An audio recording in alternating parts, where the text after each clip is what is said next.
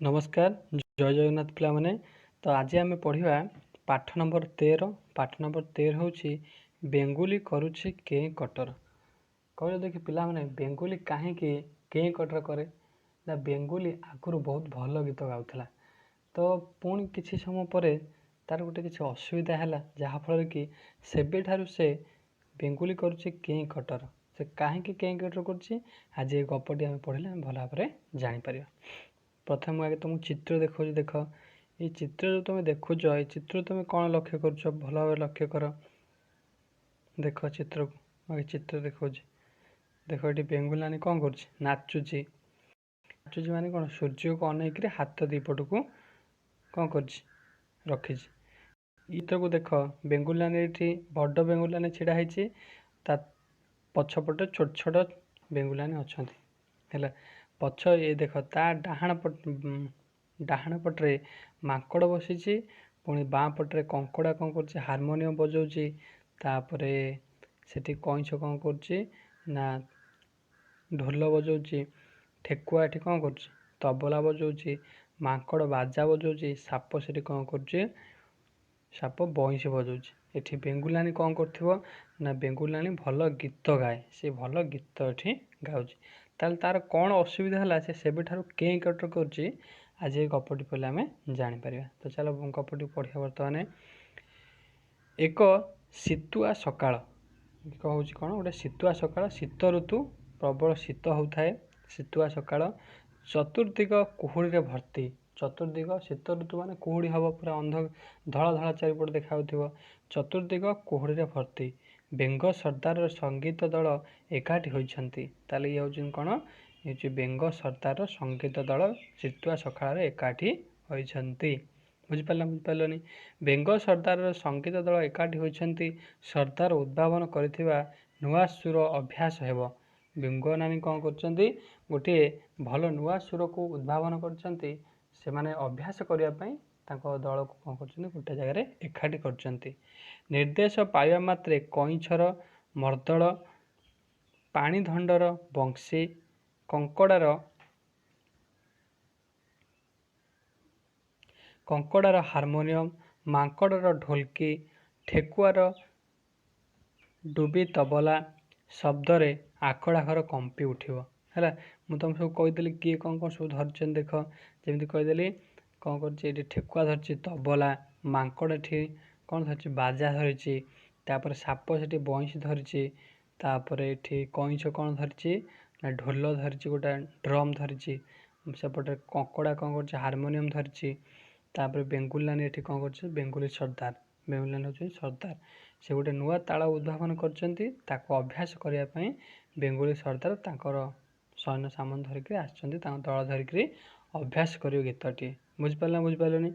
तापर देखिए जे केमिति अभ्यास कर शीत जो बेंग मानकर कंठ रुद्ध हो जाए बेंगर कौन हो शीत जो बेंग देखिले बहुत जन बेंग आसर शीत जो कंठटा रुद्ध हो माने भल भाव गीत गाई पारु न था गीत अभ्यास हो पारा ना शीत जो कौन है गीत अभ्यास हो पारा ना ठंडा पाग जो ये दुर्दशा बोली सरदार जानीपारा सरदार जानीपारा जे बहुत जोर ठंडा हो कौन हो आम जो बेंगर जो आसछन्ती सब बेंग मैंने से गीत गाई पारु ना है बहुत ठंडा जो एमाने गीत गाई पारती से कहला देख भाई माने शीत दिन पर खरा दिन आसब पाग गरम रुगुगुली हेब झाड़ बोहब सेतबेले आम एकाठी हो पारिबा नाही तापर वर्षा दिन में कोहला पाग हेब चल एबे आम निश्चल हो माटी तले शोई पड़िबा है। बेंगुलानी कौन कहला आगु खरा दिन आसो प्रबल गरम गुड़गुड़ी हम से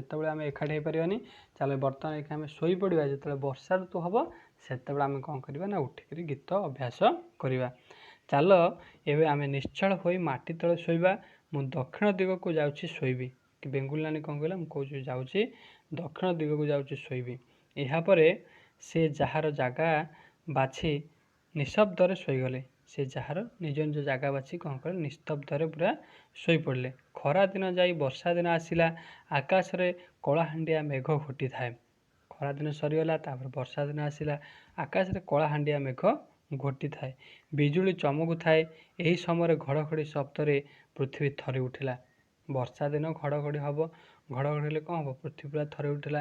ଇଏ ଶବ୍ଦ ଶୁଣିକିରି ବେଙ୍ଗମାନଙ୍କର ନିଦ ଭାଙ୍ଗିଗଲା। ଏ ଯେଉଁ ଘଡ଼ଘଡ଼ି ଶବ୍ଦ ହେଲା ଆକୁ ଶୁଣିକିରି ବେଙ୍ଗ ଯେଉଁ ଶୋଇଥିଲେ ସମସ୍ତେ ଯାଇକିରି ସମସ୍ତେ ଉଠି ପଡ଼ିଲେ। ସେମାନେ ସର୍ଦ୍ଦାର ପାଖକୁ ଯିବାକୁ ବାହାରିଲେ। ବେଙ୍ଗମାନେ ଯେଉଁ ଶୋଇପଡ଼ିଥିଲେ କେଉଁଠି ଗଲେ ନା ସର୍ଦ୍ଦାର ପାଖକୁ ଯିବାକୁ ଗଲେ, କାହିଁକିନା ସ୍ୱର ସେଠି ଅଭ୍ୟାସ ହେବ, କିନ୍ତୁ ନିର୍ଦ୍ଦିଷ୍ଟ ଦିଗ ଜାଣିପାରିଲେ ନାହିଁ। ସେମାନେ ନିର୍ଦ୍ଦିଷ୍ଟ ଦିଗ ଜାଣିପାରିଲେନି ଯେ କେଉଁ ପଟକୁ ଯିବେ। ତାହେଲେ ସେ ଦିଗକୁ କେମିତି କ'ଣ ଚିହ୍ନିବେ ଦେଖିବା। କିନ୍ତୁ ନିର୍ଦ୍ଦିଷ୍ଟ ଦିଗ ଜାଣିପାରିଲେ ନାହିଁ, କ'ଣ କରିବେ ଭାବି ବସିଲେ। ସେମାନଙ୍କ ମଧ୍ୟରେ ଥିଲା ବୃଦ୍ଧ ବେଙ୍ଗଟି। ସେମାନଙ୍କ ମଧ୍ୟରେ ଗୋଟିଏ ବୃଦ୍ଧ ମାନେ ବୁଢ଼ା ବେଙ୍ଗଟିଏ ଥିଲା। ସେ କହିଲା, ମୁଁ ବହୁତ ବୁଦ୍ଧିମାନ। ସେ କ'ଣ କହିଲା, ମୁଁ ହେଉଛି ବହୁତ ବୁଦ୍ଧିମାନ। ସେ ଚାରିଆଡ଼କୁ ଚାହିଁଲା। ପ୍ରଥମେ କ'ଣ କହିଲା, ବୁଦ୍ଧିମାନ କହିଦେଇଛି ମାନେ ସେ ଚାରିଆଡ଼ୁ ଟିକେ ଚାହିଁଥିଲା। ଦେଖିଲା ଗୋଟିଏ ପଟରୁ ଆକାଶ ଧୀରେ ଧୀରେ ଫର୍ଚ୍ଚା ହେଉଛି। ଗୋଟିଏ ପଟରୁ ଆକାଶ ଧୀରେ ଧୀରେ ସଫା ହେଉଛି, ମାନେ ବର୍ଷା ସେପଟରେ ହେଉନି, ଆକାଶ ପୁରା ନିର୍ମଳ ଅଛି ହେଉଛି।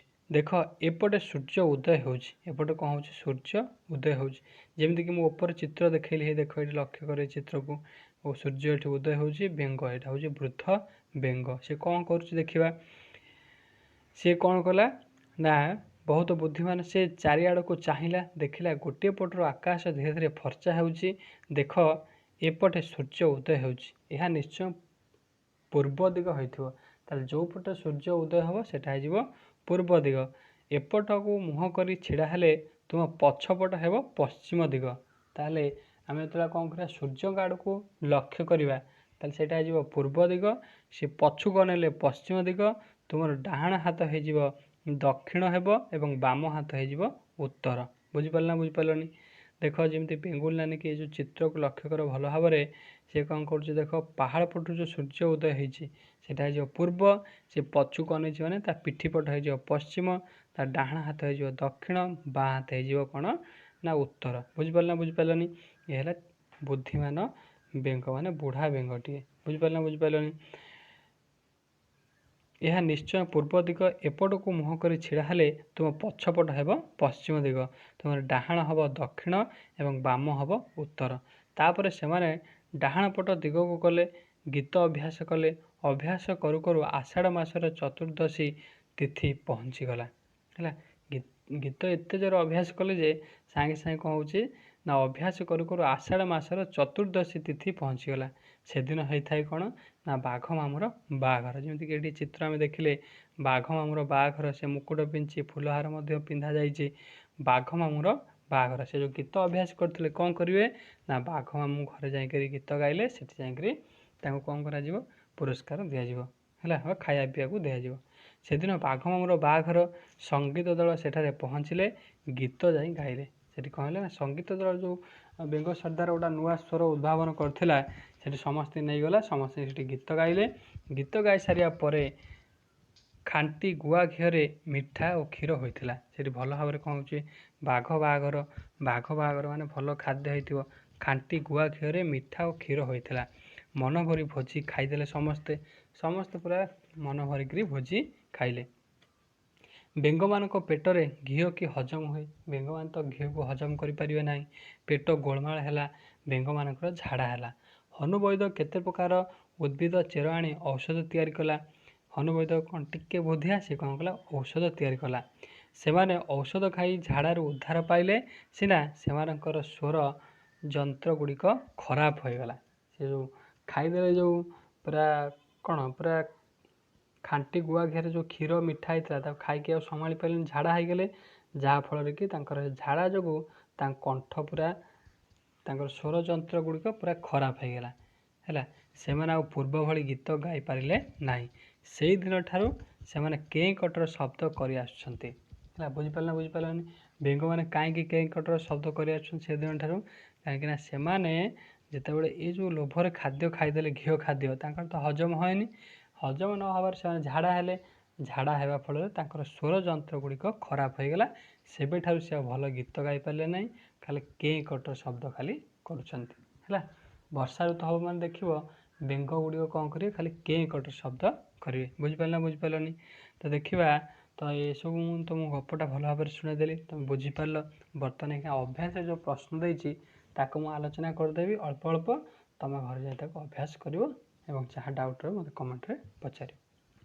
एक नंबर कहूँ पढ़ लेख, ये शब्द जो देती आपको पढ़व और लिख से जो डैश रे लिख बुझिपारे बुझिपारे। तापर चित्र देख बाजा गुड़िकर नाम कह। चित्र प्रथम कौन हो बाजा, तापर हूँ तबला, तापर हूँ कौन यहाँ कौन कह जाए ना भायोलिन कह जाए है, यहाँ कह जाए गिटार, हारमोनियम, यहाँ हूँ बाजा है, खंजणा ताको कहते बुझिपार। ये सब विभिन्न प्रकार जंत्र नाम अच्छे जहाँकि आम तो व्यवहार करी गीत गाई था। 2 नंबर कहूँ पाठटी पढ़ से ब द्वितीय द द्वितीय ध च भ अक्षर थिबा शब्द गुड़िक को फूलर उपयुक्त पाखुड़े लिख। कौन कर ये फूल जो युक्ताक्षर देती सब फूलर पाखुड़े भल भाव में लिख है। 3 नंबर कहूँ असजड़ा शब्द को सजाड़ी लिख, जमीक सरदा लिखाई ताल सजा लिखले कौन हो सरदार। मार्दन लिखाई कौन हो नर्दमा है। यही हिसाब से कौन करेंगे शब्द गुड़ी को अक्षर गुड़ी को सजाड़ी कर अर्थ जो प्रकाश पाऊे शब्दटीए तैयारी कर बुझिपारा बुझिपारा। 4 नंबर कहूँ नाली अक्षर में लिखा भूल शब्दटी को काटी वाक्यटी सजाओ। सूर्य पूर्व पश्चिम दिगरे अस्त हुंती। नाली अक्षर लिखा भूल शब्दटी को काटी वाक्यटी सजाओ। ताल देख सूर्य कौ दिगरे अस्त हुंती ना पश्चिम दिगरे अस्त हुंती, ताल ये कौन करिया पूर्व को आम कौन करवा ना काटिदेवा। सूर्य पश्चिम दिगरे अस्त हुंती, नाली अक्षर शब्दटा को काटिदेव। से भली विद्यालय बाघ देखी पिलाटी आश्चर्य होगला। आश्चर्य होगला निर्भय नुह, निर्भय कौन बाघ को देखी तुम डरबनी, बाघ को देखी तुम डरी जीव, किंतु सी लिखी निर्भय, से निर्भय शब्द को काट बुझिपार बुझिपारे। नाली जो शब्द दी कौन कर काटिदेव है।